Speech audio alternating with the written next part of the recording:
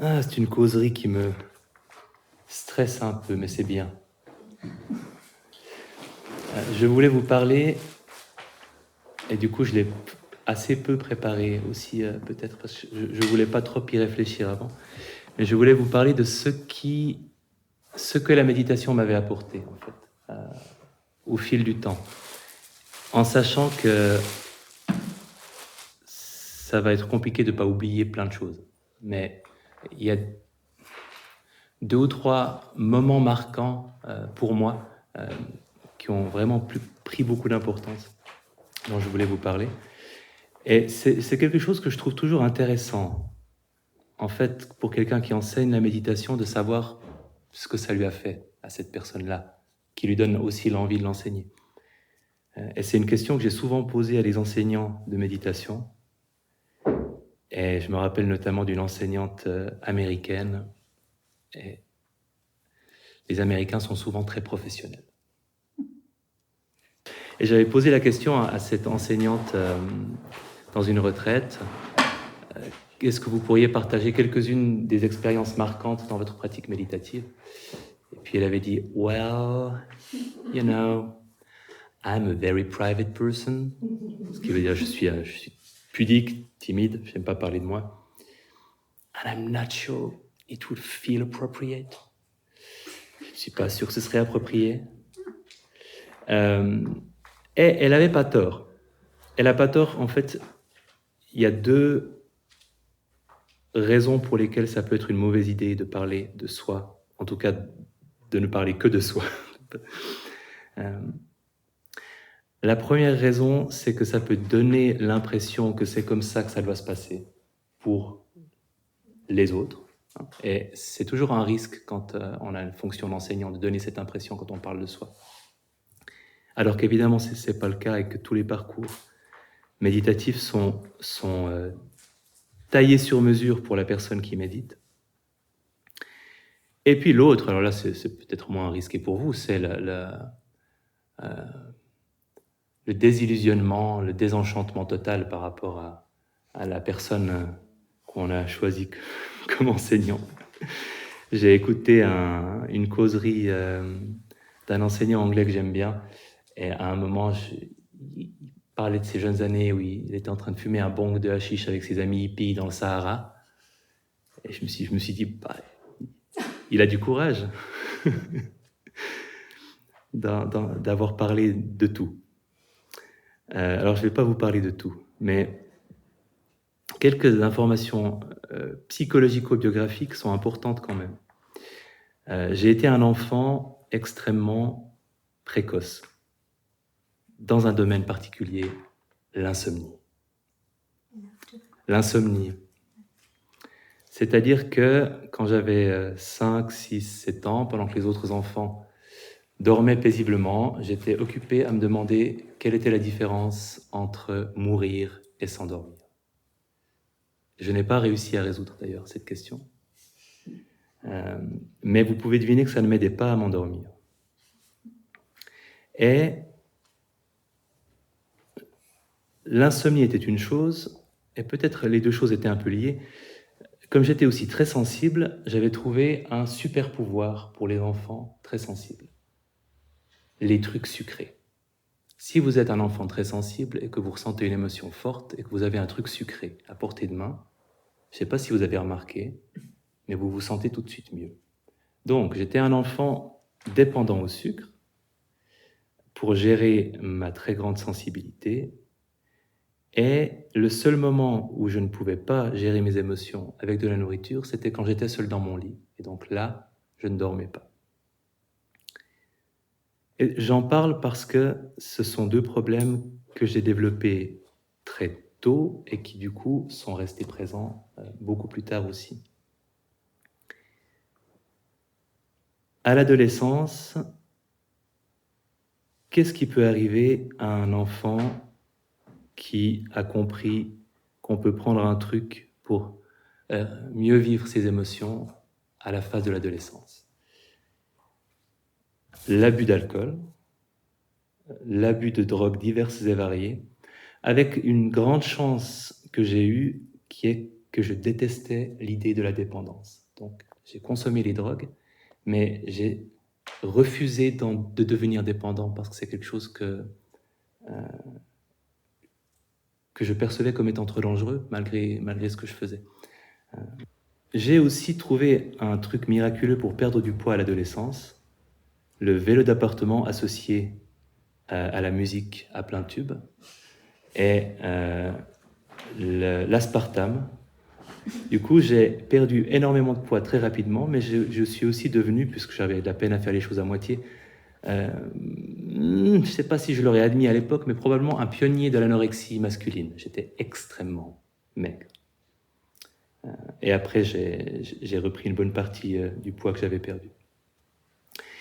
Et jeune adulte, j'étais toujours pas particulièrement bien, et j'étais devenu dépendant, alors heureusement, pas aux drogues, mais en toute logique aux somnifères, puisque mes problèmes de sommeil avaient continué.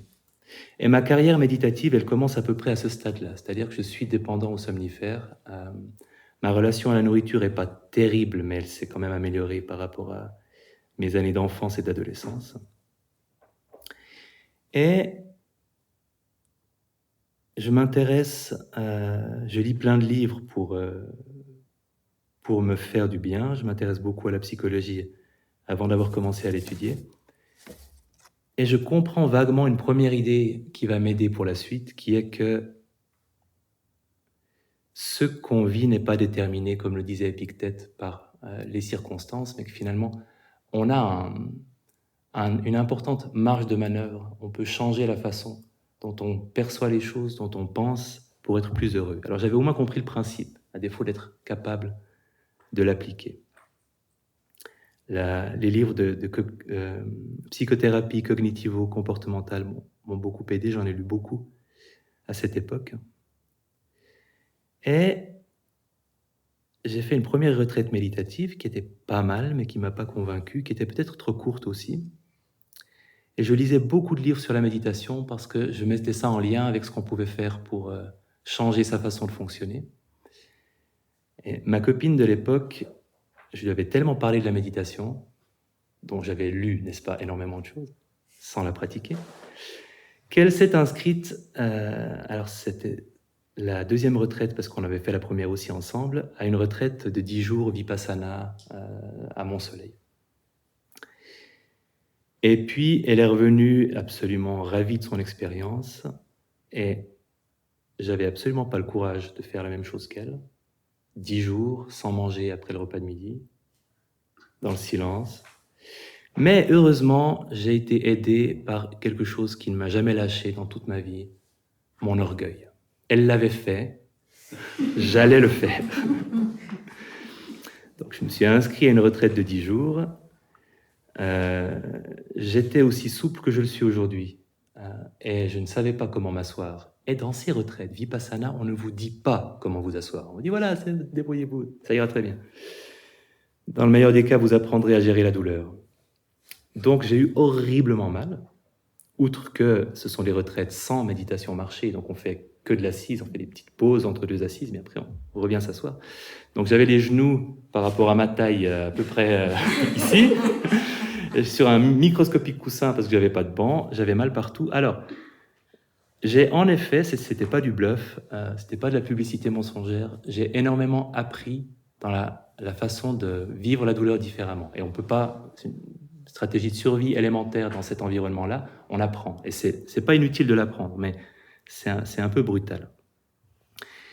Et les 3 ou 4 premiers jours, on va être honnête, je pense les 4 premiers jours, je fantasmais beaucoup sur les différentes manières dont je pouvais m'échapper.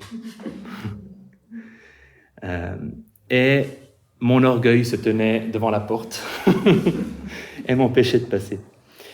Et à partir du 4e, je me dis c'est intéressant quand même.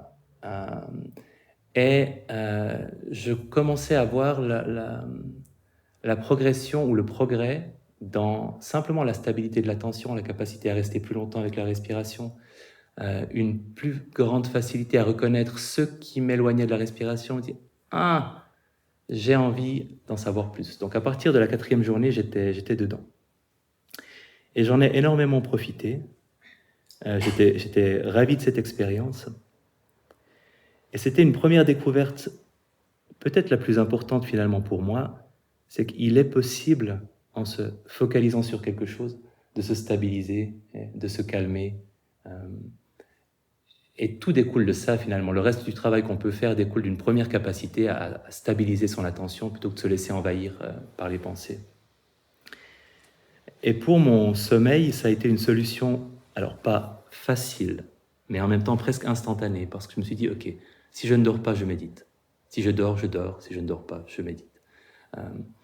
Et ça marchait extrêmement bien parce que je commençais à méditer dans mon lit, je m'énervais beaucoup, c'était pas facile, mais je décidais de méditer toute la nuit et j'échouais lamentablement après à tout casser, peut-être dans les pires des cas, 1h30 de méditation forcenée. Il y avait une distraction qui s'appelait sommeil qui finissait par me tomber dessus et je m'endormais. Donc j'avais trouvé un somnifère naturel, exigeant en termes d'investissement personnel, mais de moins en moins au fur et à mesure qu'on prend confiance aussi dans sa capacité à se centrer. Et j'ai arrêté de prendre des somnifères que je prenais depuis des années.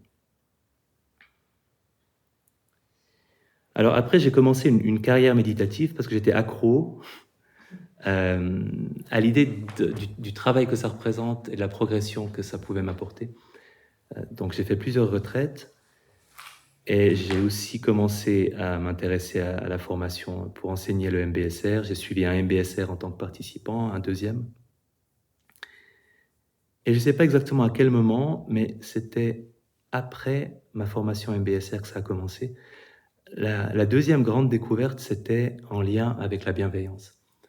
Dans la retraite Vipassana de Mont-Soleil, il y avait des moments de bienveillance, mais les phrases étaient imposées, elles étaient dites par une voix monocorde.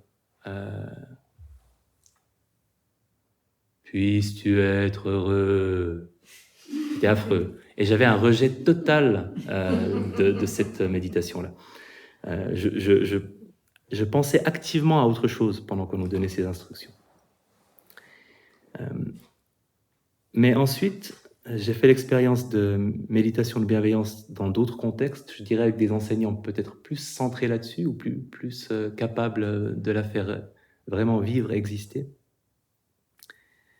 Et ça a été de nouveau quelque chose de révolutionnaire pour moi, parce que j'avais fait cette découverte que j'étais pas impuissant face à mes émotions, que je pouvais utiliser la respiration en tout cas comme moyen de stabiliser mon esprit. Et j'ai fait une deuxième découverte qui est que les états d'esprit et parfois presque les émotions, comme la bienveillance, la compassion, la joie, la gratitude, le contentement, n'étaient pas seulement des trucs qui nous tombaient dessus quand on avait de la chance, mais qu'on pouvait les cultiver, les encourager, les développer. Et si on prend cette idée au sérieux, et c'est ce qui s'est passé pour moi, c'est assez révolutionnaire, parce qu'on se dit que la bienveillance pour autrui, c'est quelque chose qu'autrui nous inspire. Voilà, il y a une personne, on la trouve sympa, on a une belle relation avec, et du coup, on va éprouver cette attitude-là pour cette personne-là. Mais si on peut la cultiver, ça ouvre énormément de possibilités de faire l'expérience de ces états d'esprit-là, beaucoup plus que ceux qui nous sont donnés simplement par les circonstances favorables et par les personnes merveilleuses qu'on a la chance d'avoir dans nos vies. Plus que ça, j'ai même réalisé que ça pouvait faire évoluer certaines de mes relations. J'avais parlé un jour d'une personne avec qui j'avais une relation très difficile, que je n'avais même jamais osé intégrer comme personne difficile dans la méditation de bienveillance. Et puis un jour, plein d'audace, je me suis dit, ok, allez, je l'intègre. Et c'était pas facile, mais voilà, je l'ai fait. Le but n'est pas que ce soit facile avec la personne difficile de toute façon. Et quelques mois plus tard, et je ressentais rien de particulier, évidemment, émotionnellement parlant, en le faisant.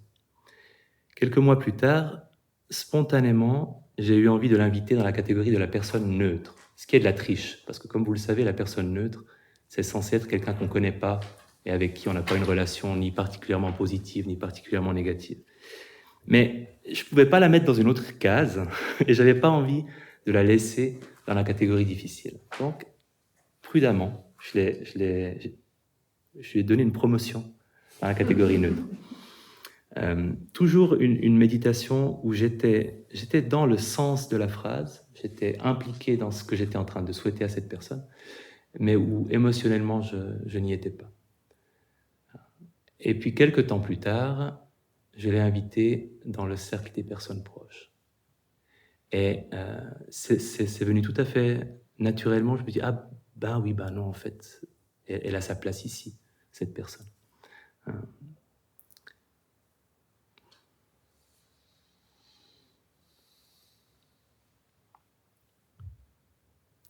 Et pour moi, c'était extraordinaire de réaliser que sans que ma relation ait effectivement évolué, simplement par le travail intérieur de la méditation, ma relation avait évolué avec cette personne. Et ça a eu de vraies conséquences dans ma vraie vie, pour peu que la vie méditative ne soit pas une vraie vie, aussi. Ce qui est assez extraordinaire. Et je sais qu'il y a des méditations que j'ai essayé une fois de présenter, mais qui sont un peu, peut-être trop délicates pour que j'ai envie d'en faire quelque chose que j'utiliserai dans l'enseignement. Il y a les méditations centrées sur le pardon, qui partent du même principe que la bienveillance. Mais je suis en tout cas certain qu'on peut faire évoluer par un travail méditatif sa relation avec une personne difficile, puisque c'est ce que j'ai vécu. Quand on évoque souvent ces émotions positives, on devient aussi plus sensible à leur présence. Alors je ne sais pas si on les vit plus ou si on remarque plus quand on les vit et si on en profite plus. Mais je sais que pour la compassion, face à une personne qui souffre, j'éprouve de la compassion, je la ressens et je me retrouve facilement à la ressentir. Par opposition à... Parfois on se protège par une espèce d'indifférence, où on peut ressentir de la pitié, où on peut... Et j'ai le sentiment que de plus en plus, je m'oriente vers une attitude de compassion, plutôt que toutes les autres possibilités, qui sont moins satisfaisantes pour moi et probablement pour la personne en face de moi aussi. La joie empathique aussi. Alors ça, c'est certainement beaucoup aidé par le fait d'être devenu papa, mais je pense que c'est une condition facilitante, mais pas une obligation. À chaque fois que je vois un enfant heureux, je suis heureux. Et je pense qu'il y a beaucoup de gens auxquels ça fait ça, mais je pense aussi que pour moi, ça m'a facilité d'exercer ce que c'est que de la joie empathique, de pouvoir en profiter vraiment quand je vois un sourire, de voler le bénéfice de ce sourire et de ressentir la joie que cet enfant ressent. Parfois de façon vraiment spectaculaire. Je me rappelle d'un concours d'équitation pour enfants, où une petite fille avait fait, donc vraiment sur leur petit poney, ses premières catégories les plus jeunes, qui avait fait un parcours parfait, et qui, au moment où elle a appris qu'elle avait fait un parcours parfait, il se trouve qu'elle était à peu près en face de moi. Et j'ai vu son sourire au moment où elle a entendu son résultat, et j'ai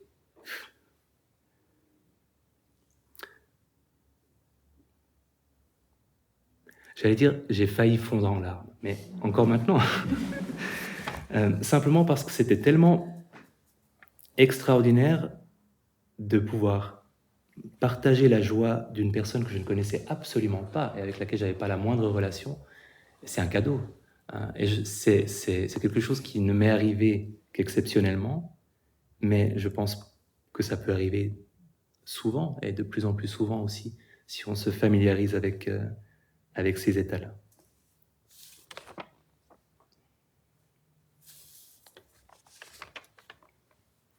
La troisième découverte, la troisième baffe méditative que j'ai reçue, c'est aussi un sujet que j'avais longtemps mis de côté. J'avais trouvé un truc pour l'insomnie. Et ma relation à la nourriture avait évolué, mais ça ne veut pas dire qu'il ne restait pas quelque chose de très compliqué. Je dirais, elle avait évolué parce que j'avais trouvé, comme beaucoup de gens qui ont une relation difficile à la nourriture, j'avais trouvé un moyen, pratiquement, de gérer ces difficultés et qu'elles n'affectent pas ma vie et que j'ai une façon de manger qui soit saine. Mais au niveau du plaisir et d'un rapport simple, je l'avais clairement perdu. Et je me suis intéressé, et ça c'est vraiment assez relativement récent, ça fait 4 ans peut-être que j'ai commencé à me former dans ce domaine, au mindful eating, donc à l'art de manger en pleine conscience. Et probablement, alors il y a plein de choses intéressantes pour moi, et qui m'ont apporté beaucoup, surtout dans l'art de manger en pleine conscience, et en particulier de manger des choses qu'on mange d'habitude, pas en pleine conscience, en pleine conscience.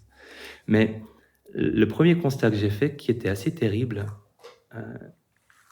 c'est que je n'avais pas de plaisir à avoir envie de manger.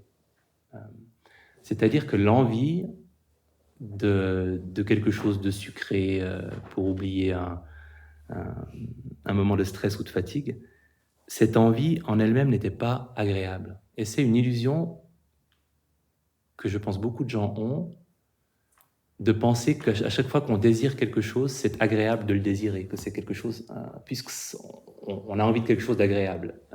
Le fait d'en avoir envie devrait être agréable.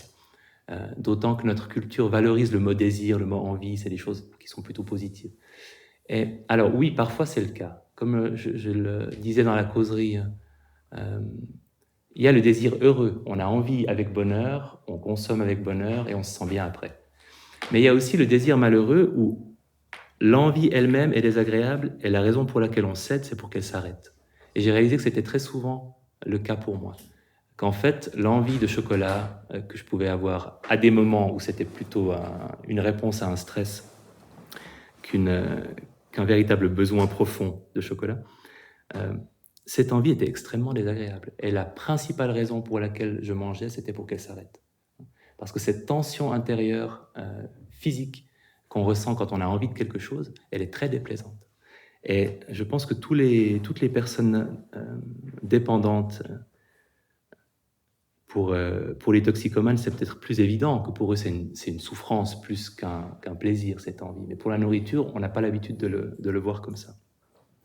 Et j'ai aussi réalisé, en mangeant du sucre en pleine conscience, que je saturais assez vite en termes de plaisir. Parce que si je mange en pleine conscience quelque chose de sucré, à la 4e morse, la satisfaction n'est plus vraiment là parce que le goût perd en intensité, les papilles s'habituent.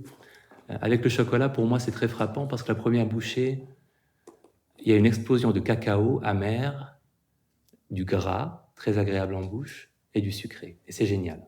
C'est extrêmement agréable.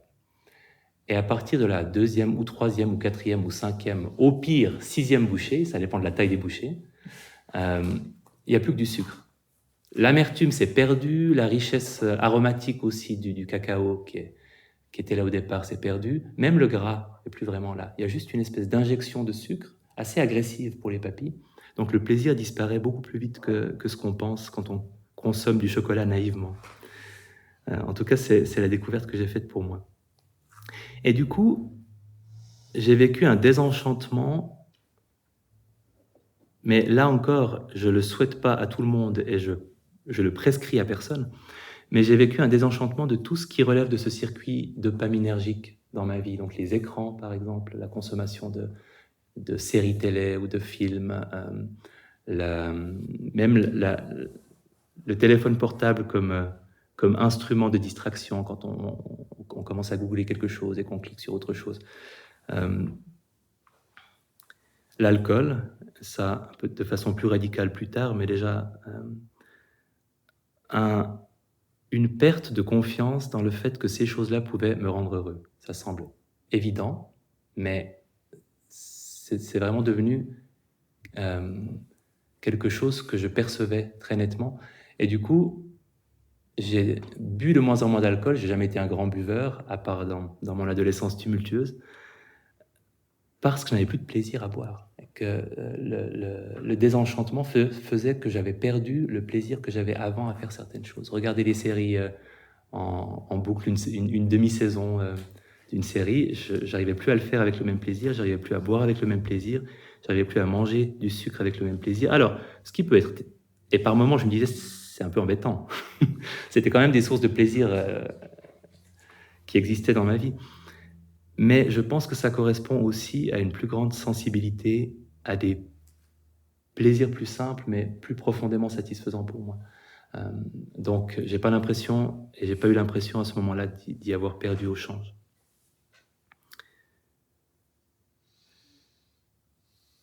La vie en elle-même est déjà tellement potentiellement agréable qu'on n'a pas forcément besoin d'y rajouter beaucoup de choses. Et là, j'aimerais encore préciser que je me suis brûlé les ailes avec ce circuit dopaminergique de la récompense. Avec la nourriture déjà tout gamin, avec les drogues et l'alcool à l'adolescence. Donc, je pense que comme d'autres personnes qui ont peut-être le même parcours, ma capacité à avoir du plaisir en lien avec ces choses-là est diminuée par rapport à une personne qui aurait eu un parcours différent. Donc, c'est pour ça que je dis que je ne prescris pas l'abstinence de l'alcool, mais je pense que pour certaines personnes, le plaisir est vraiment très peu présent dans ce circuit de la récompense. Nourriture, alcool, drogue, écran, etc. Jeu pour les personnes qui jouent, à part Zelda.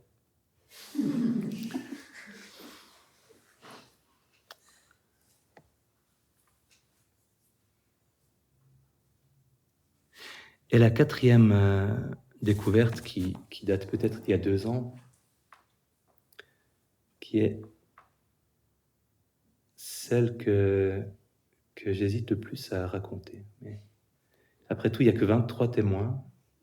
Si je ne fais jamais rien de l'enregistrement, ça ne se saura pas. Je suis devenu de plus en plus attaché à l'attention ouverte comme pratique méditative, beaucoup plus qu'à mes débuts. Et dans une retraite, il y a eu une gradation que je peux... et ça s'est produit à 2 ou 3 reprises, mais c'était la première fois que ça se passait, où je commençais par avoir une attention stable, centrée sur la respiration, quand j'avais une relative confiance dans cette stabilité. Quand je parle de stabilité, je parle surtout de continuité, c'est-à-dire qu'il y a vraiment le début de l'inspiration, le milieu, la fin, le début de l'expiration, le milieu, la fin, et que dans le temps d'espace entre 2 respirations, la continuité reste présente, la conscience de la respiration. Quand je sentais une certaine confiance par rapport à ça, je passais en attention ouverte. Et dans cette retraite, il y a eu un moment où j'avais une très très grande continuité en attention ouverte, c'est-à-dire aussi parce que j'avais été bien conseillé par l'enseignant qui m'avait dit un petit peu ce que j'ai essayé de vous dire hier, si on atteint une forme de stabilité, de se concentrer sur les détails de l'impermanence, de comment une pensée apparaît et à quel moment elle disparaît, comment est-ce qu'elle disparaît, qu'est-ce qui vient la remplacer, et de ne pas se contenter de faire « Ah tiens, là il y a une sensation, ah tiens, il y a une pensée », mais de vraiment s'intéresser beaucoup à comment les choses apparaissent, disparaissent et comment est-ce qu'on passe d'une chose à l'autre pour avoir une conscience plus fine du temps qui passe. Et j'ai eu un moment où c'était extrêmement continu et précis dans la conscience de cette continuité en attention ouverte. Et tout à coup, j'ai commencé par ressentir une très grande liberté, un sentiment de liberté, de joie, un sentiment de profonde sécurité aussi, une sécurité difficile à décrire, et une absence de moi là-dedans. Il y avait juste la perception des choses qui passaient, des sons, des sensations, des pensées, mais la personne que j'étais n'était plus présente.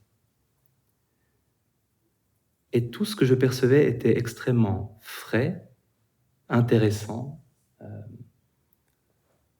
Le fait d'être avec cette capacité d'observation en soi rendait tout ce que j'observais intéressant. Donc il n'y avait pas d'ennui du tout. Il y avait quelque chose qui se renouvelait, qui était extrêmement intéressant. Et j'ai ressenti une émotion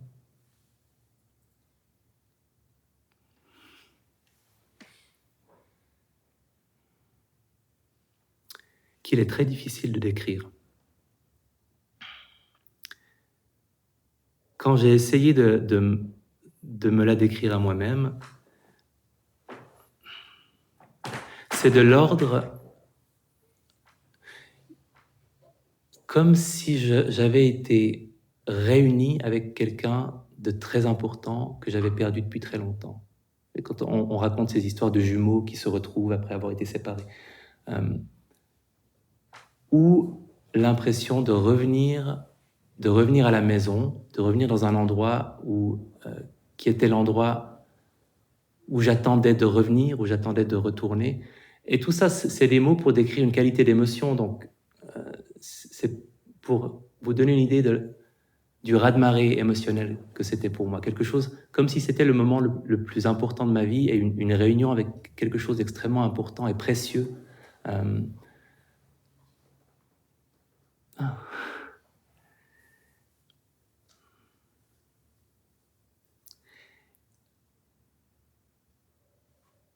Et suite à cette expérience, je tiens à vous rassurer, mes méditations après ont été désastreuses.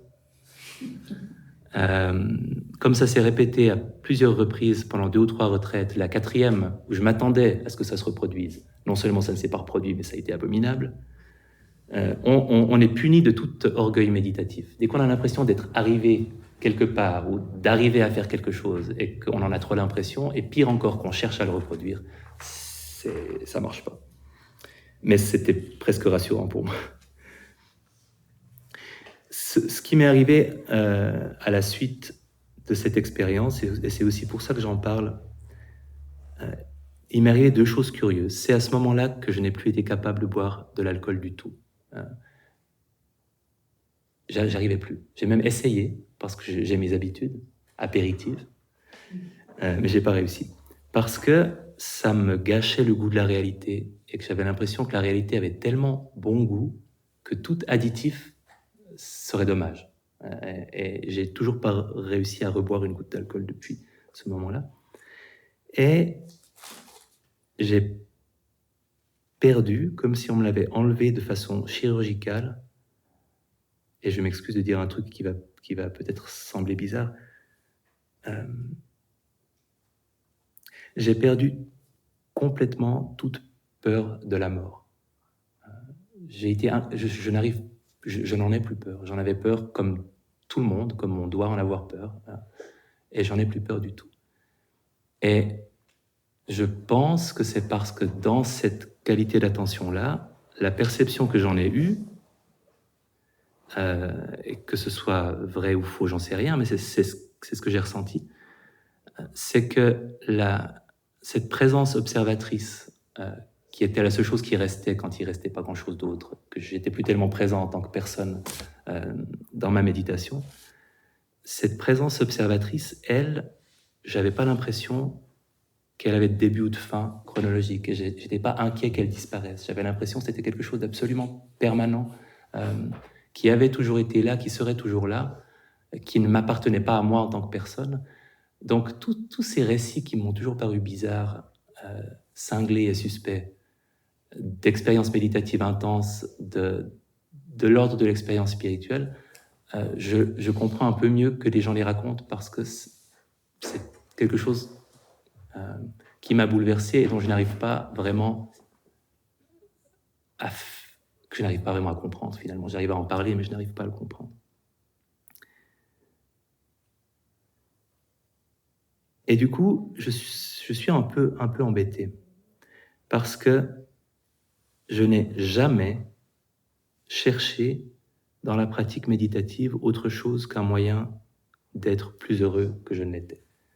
Je ne me suis jamais intéressé à la dimension spirituelle de la pratique méditative. Et j'ai envie de dire que je continue de ne pas m'y intéresser. Mais c'est un peu un mensonge, parce qu'après cette expérience, forcément, ma curiosité a été piquée. Et comme la chanson de Stéphane Eicher, qui dit qu'il a même eu ce qu'il voulait pas, dans ma relation avec la méditation, c'est un peu ça. J'ai reçu énormément, et j'ai même reçu ce que j'avais pas demandé.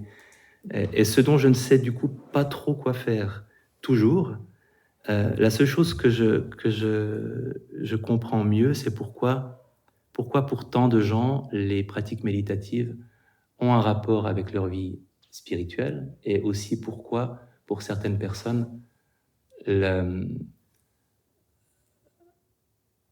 confiance métaphysique dans ce qui nous arrive avant la vie et dans ce qui nous arrive après la vie peut se développer en lien avec ces pratiques méditatives, parce que c'est ce qui s'est passé pour moi. Je ne crois pas dans une religion bouddhiste qui m'enseignerait quelque chose.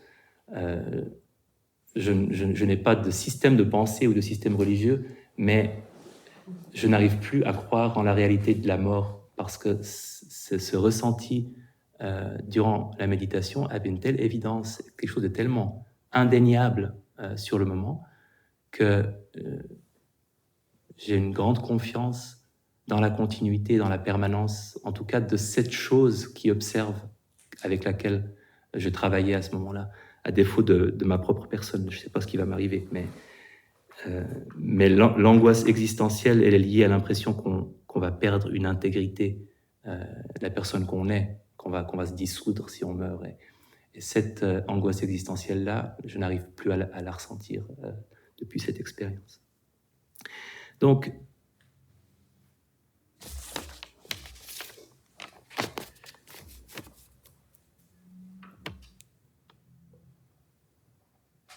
vous comprenez pourquoi j'hésitais.